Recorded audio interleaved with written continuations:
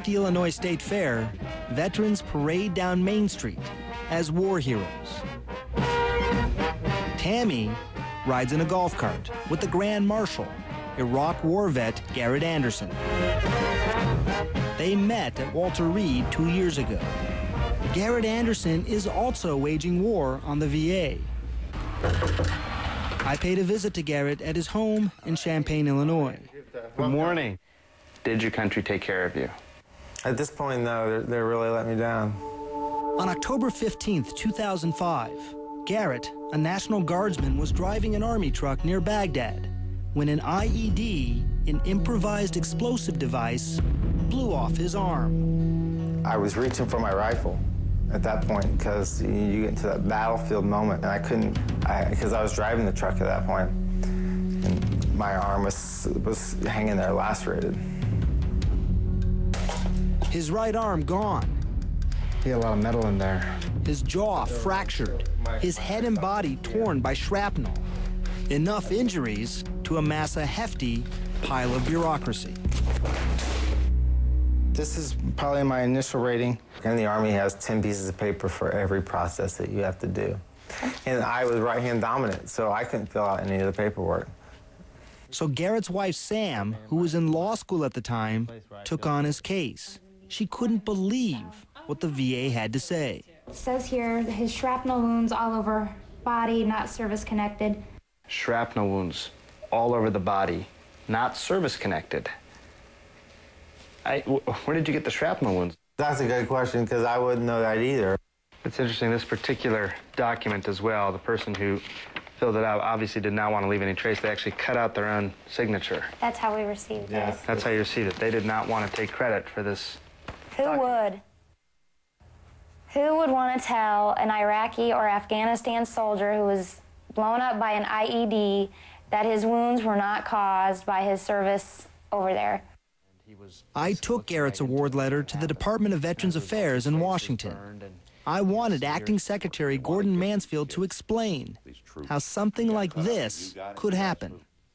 I just want to show this to you because here's the thing that sort of caught my eye. The signature was cut right out of the letter. It says shrapnel wounds all over the body, not service-connected. Not service-connected. Well, I mean, I can go check for you, but if he was, you know, blown up, so to speak, and he's got shrapnel from it, then I mean, I don't know how you would get shrapnel without having it service connected. Quite frankly, I'm sorry, I haven't seen that document. What kind of system would allow a mistake like that to happen? Yeah, it makes you angry. It does. Yeah, it makes you more dedicated to changing the system to do what it's supposed to do, which is to take care of these people. Garrett also filed for post-traumatic stress disorder, or PTSD. He got a sheet of paper and it said, please explain the circumstances which you believe caused your PTSD. I wanted to write, blown up by bomb. Do you have PTSD? I think I have a mild PTSD. I have anger issues when I drive. I'm a very paranoid driver. I don't like people to be around me. I'm very paranoid about my house. I like to be home. You appear to have developed a mild panic disorder that appears... But the VA ruled Garrett had a lesser condition, a panic disorder. Diagnosing PTSD is not straightforward, and it's one of the fastest growing disability claims. The even bigger problem, the VA still has not found a fair way of deciding how much it's worth.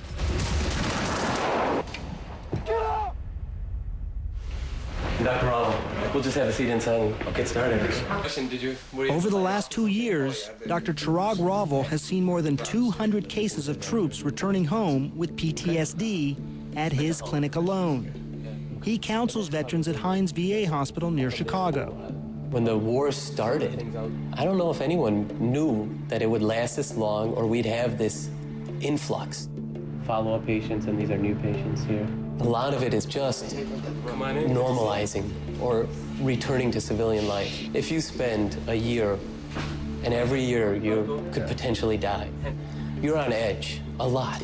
Well, there's no switch in the body that you turn this off when you get back. Dr. Ravel served in Iraq on a combat stress team. He learned of his deployment the day after his daughter was born. I'm in the hospital the next day and I get a phone call from somebody that's telling me, oh, you're getting pulled out of this unit and placed into another for mobilization. And he came in and it was just kind of like this heart-sick look you get.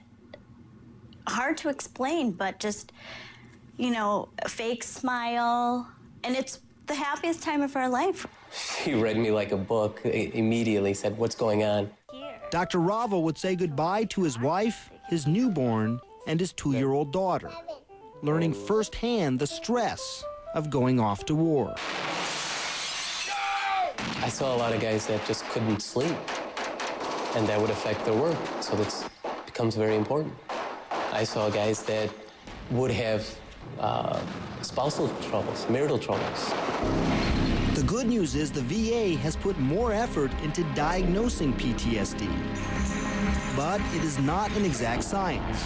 Is there room for error if you look through the VA system, if you look through the hospital system? I mean, just from what we're talking about, it's vague. Symptomatology varies, as you know. Some days are better than others. More than 200,000 veterans are receiving disability payments for PTSD. Payouts have increased from $1.7 billion in 1999 to $4.3 billion in 2004. Can you get a sense of how much it's worth, if you will, to have PTSD? I guess everyone has 2 arms, and if you lose one, that's half. But PTSD varies. And even the VA's acting secretary, Gordon Mansfield, agrees. Diagnosing PTSD is open to interpretation. Can you give me some examples of what you consider subjective?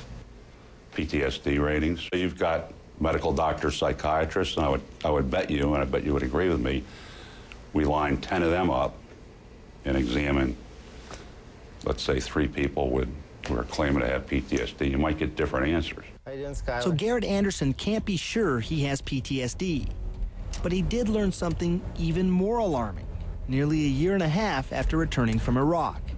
A chance he could have a traumatic brain injury, or TBI. How did you find out that you had a TBI? Because we're Snoopy. Because you're Snoopy? Yes. What do you mean? We're nosy.